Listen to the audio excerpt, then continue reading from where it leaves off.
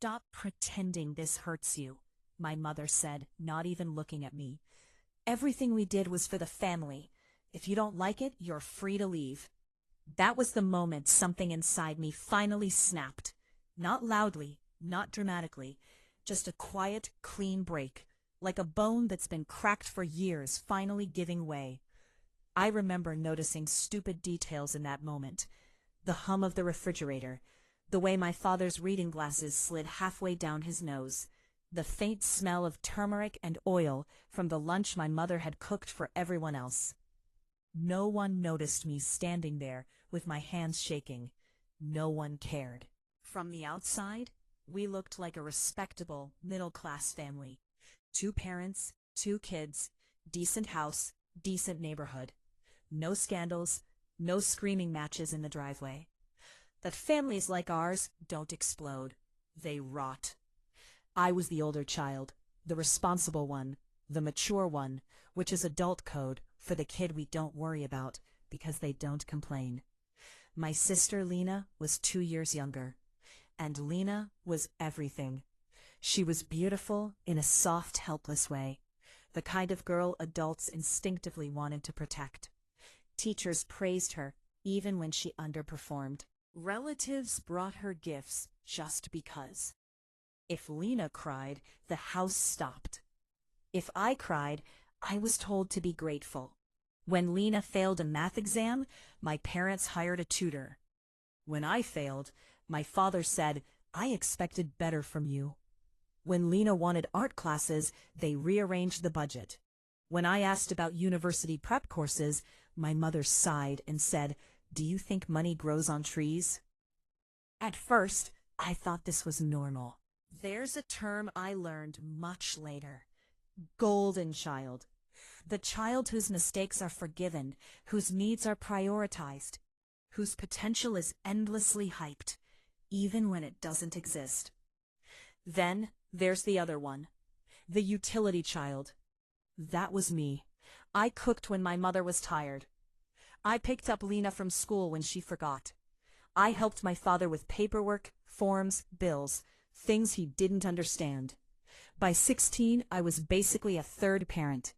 By 18, I was invisible. Still, I believed one thing. At least they're fair with money. That belief would ruin me. My grandparents, my father's parents, were the only people who ever saw what was happening. They lived modestly, but had saved their entire lives. Not wealthy, but careful, intentional. When I was 19, my grandfather called me into his room. He closed the door. That alone was unusual. "You're going to university next year," he said. "Yes," I replied, "if everything works out." He smiled sadly. "It will." That was the day he told me about the inheritance. Nothing dramatic, no treasure chests, just a savings account and a small investment fund, set aside specifically for my education and future. "Your parents know," he added, "but this is meant for you, not to be shared, not to be touched." I nodded. I trusted them. University acceptance came through. A good one. Not elite, but respected. I was euphoric. I remember running home, acceptance letter in my hand, heart pounding. I burst into the living room. "I got in," I said. "They accepted me." My father barely looked up. My mother smiled thinly. "That's good." Lena, scrolling on her phone, said, "Isn't that the cheap one?" Still, I believed things would work out. A week later, I asked about tuition payments. That's when my mother dropped the first bomb. "We've reallocated some funds," she said carefully. "Reallocated?" I asked. "For now," my father added. "It's temporary." "To where?" I asked. And then Lena walked in, glowing. Her business was vague. Something about lifestyle branding, online wellness, drop shipping, influencing. She had no plan, no experience, no savings. But she had my parents. They sat there, nodding like proud investors, while she spoke in buzzwords she barely understood. "We believe in her," my mother said. "We're just giving her a head start," my father added. I felt something cold settle in my chest. Is that where the inheritance money went? I asked quietly. The room went silent. My mother's face hardened. That money belongs to the family, she said. I laughed once, a sharp, humorless sound. No, it doesn't. That's when they rewrote history. They told me my grandparents never specified. They said I misunderstood. They said Lena needed it more. They said I was selfish for even asking. You're strong, my mother said. You'll manage. My father leaned back. You always do. I realized something then. They weren't confused. They weren't mistaken. They had planned this. I scrambled. I took part-time work, applied for scholarships, deferred enrollment. Every step felt humiliating. Meanwhile, Lena's business burned money like a bonfire. New laptop, brand consultant, office space she barely used, paid ads that went nowhere. When I pointed this out, my parents snapped. You're jealous, my mother said. You never support your sister, my father added. I stopped arguing. I started watching. 3 months later, I discovered the truth by accident. A bank statement left open on the computer. A transfer history I wasn't supposed to see. Not just my inheritance. Everything. They had emptied my grandparents' fund, refinanced part of the house, taken loans in my father's name. All for Lena, all without telling me. I confronted them that night. My mother didn't even deny it. So what, she said. What's done is done. My father looked annoyed. You're being dramatic. That's when I said it. That money wasn't yours. My mother's reply would haunt me. You were never really ours anyway. I didn't scream. I didn't cry. I packed a bag. As I walked out, my father said, Don't come crawling back. Lena didn't even look up. That night, I slept on a friend's couch, and for the first time in my life, I felt something unfamiliar. They thought I was weak. They thought I'd disappear. They thought the story was over. They didn't know 3 things. My grandparents had left paper trails. I had copies of everything. I was done being the quiet one. And most importantly, they didn't know that what they did was illegal. My grandparents were old school in a way my parents never understood. They didn't trust verbal promises. They didn't trust family will do the right thing. They trusted paper. A week after I was kicked out, I went back to my grandparents' house. It had been empty since my grandfather passed, and my grandmother had moved into assisted living.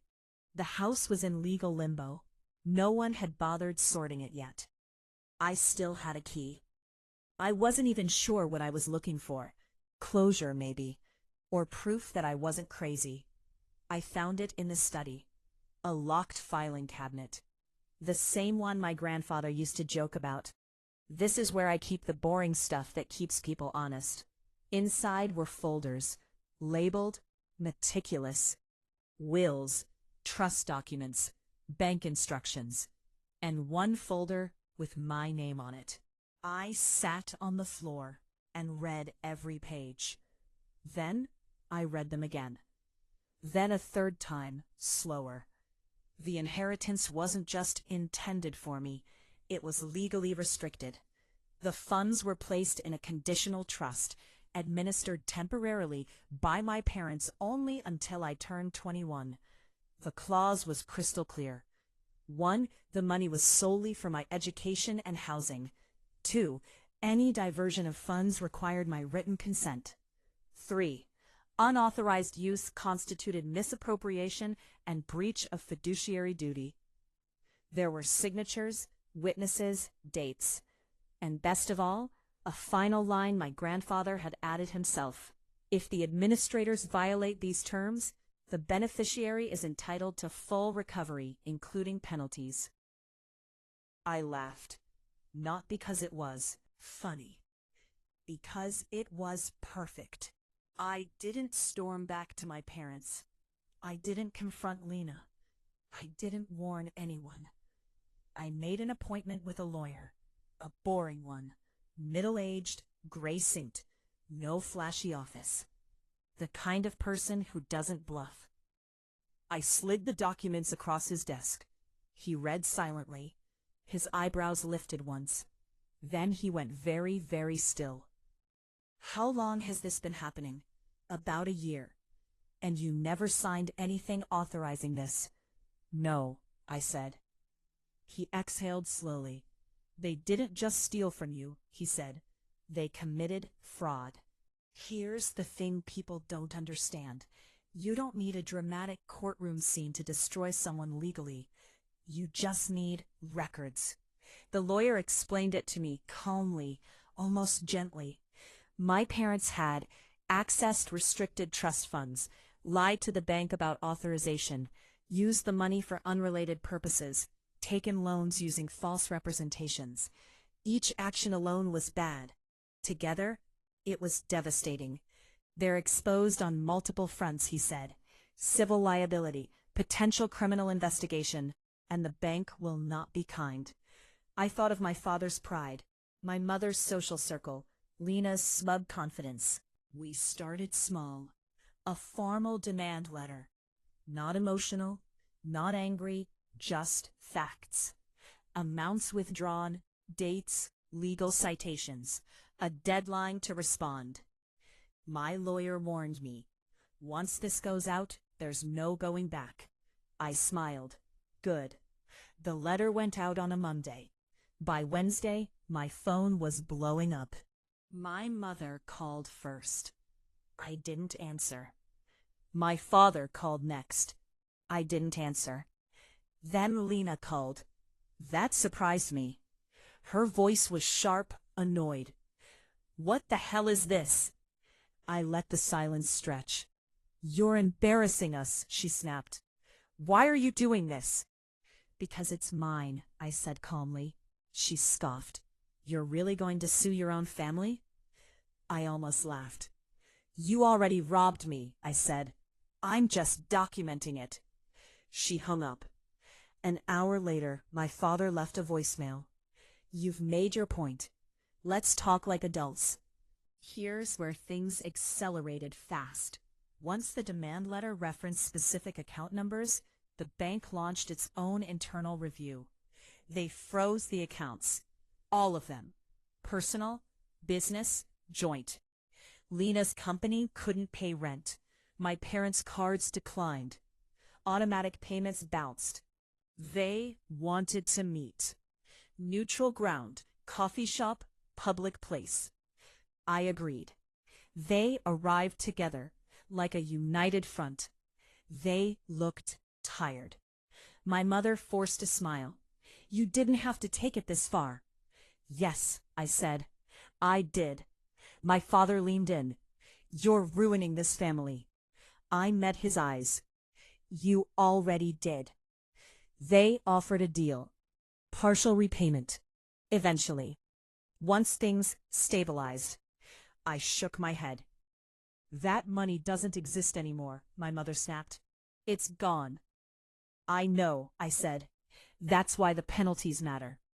That's when Lena finally cracked. She slammed her cup down. You don't understand. I needed that money. I looked at her. Really looked. For the first time, I saw fear instead of entitlement. Then you should have earned it. After that meeting, my lawyer sent the next letter. This one went to the bank's fraud department, the trust oversight office, and the loan issuer. I didn't need to press charges. I just needed to stop protecting them. And the system did the rest.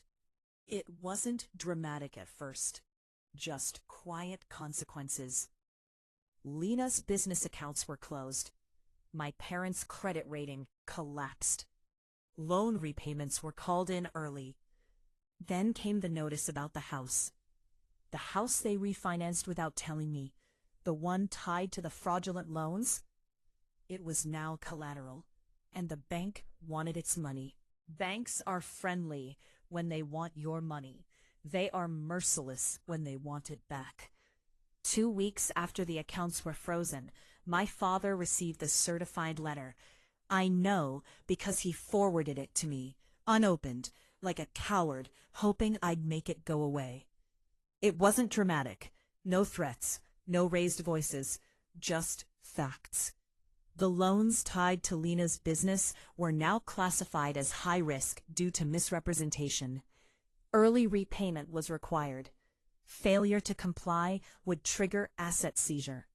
Primary asset listed: the house. The house my grandparents had helped them buy. The house I grew up in. The house my mother once told me would be yours someday. I forwarded the email to my lawyer. He replied with one sentence: proceed. Here's something no one tells you about golden children. They're loved until they're expensive. Once Lena became a liability instead of a trophy, the tone shifted fast. I heard about it from my aunt first. They're fighting constantly, she said. Your father says Lena ruined everything. I almost felt bad. Almost. Then my mother called. Her voice was different now. Smaller. Alone. I agreed. On speaker, with my lawyer present. She cried. Actually cried. Said she never meant for it to go this far. Said they were scared. Said Lena was young and didn't understand. Then she said it. If we tell them it was her idea, maybe this can stop. I stared at the phone. You want to blame your daughter, I said slowly. For something you signed?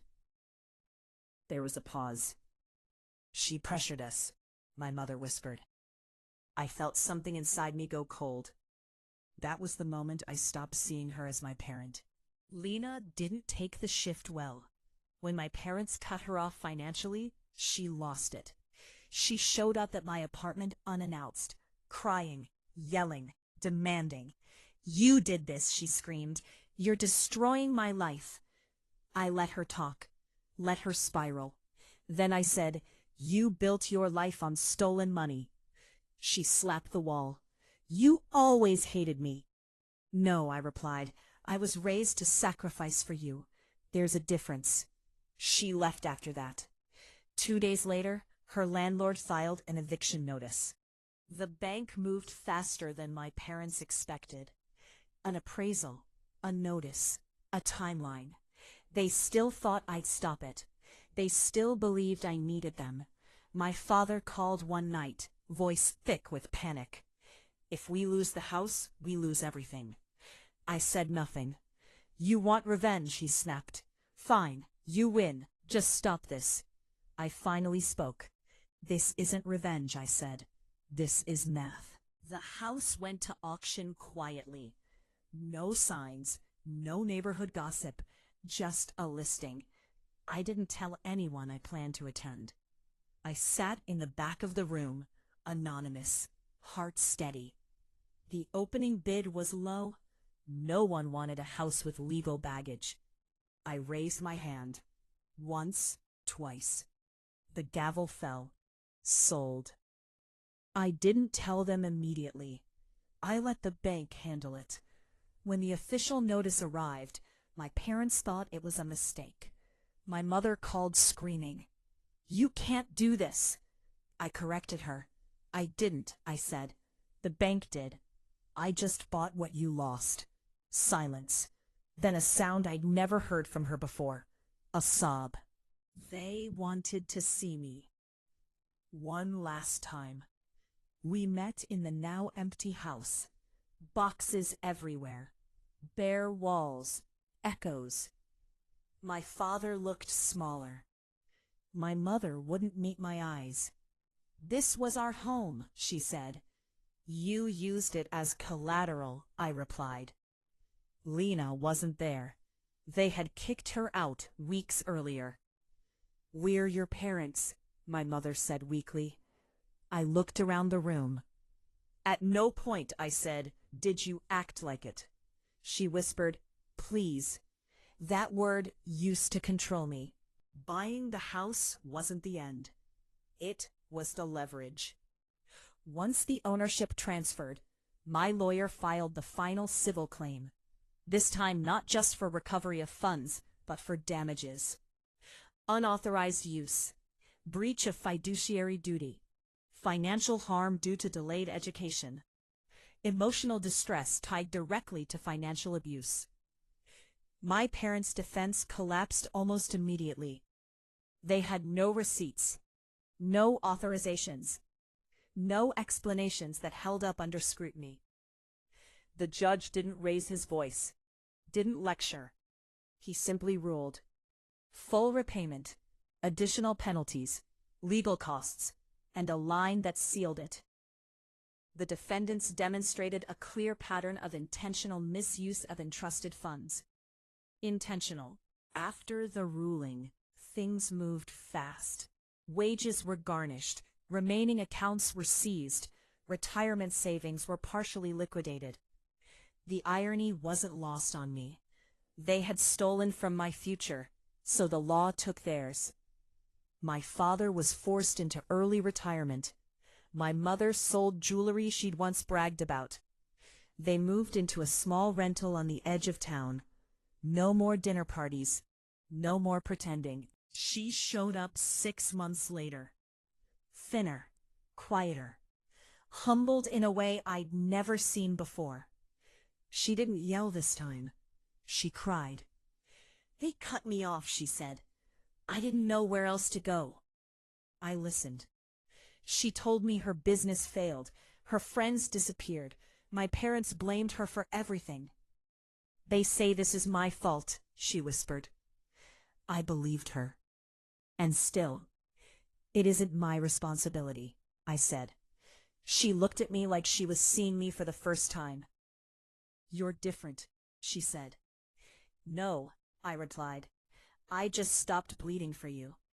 I gave her a list of shelters, job boards, resources. I didn't move into the house right away.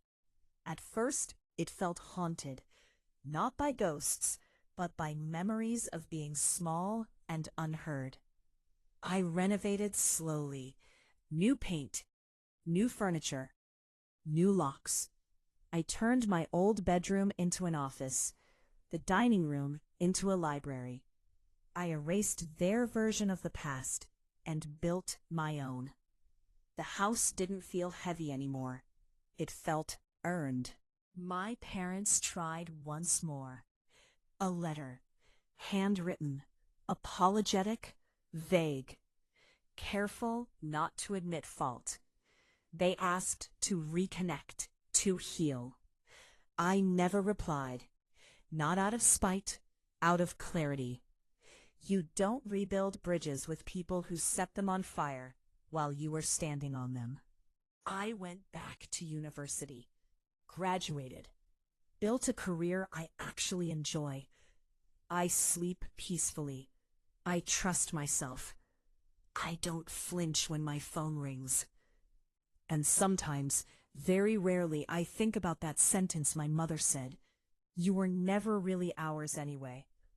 She was wrong. I was never theirs. Last I heard, my father works part-time. My mother avoids family gatherings. Lena moves from job to job, still searching for someone else to save her. They lost everything chasing a fantasy. I lost nothing. I reclaimed it. If you're reading this and living in a family that only values you when you're useful, document everything. Protect yourself. And remember, walking away isn't weakness.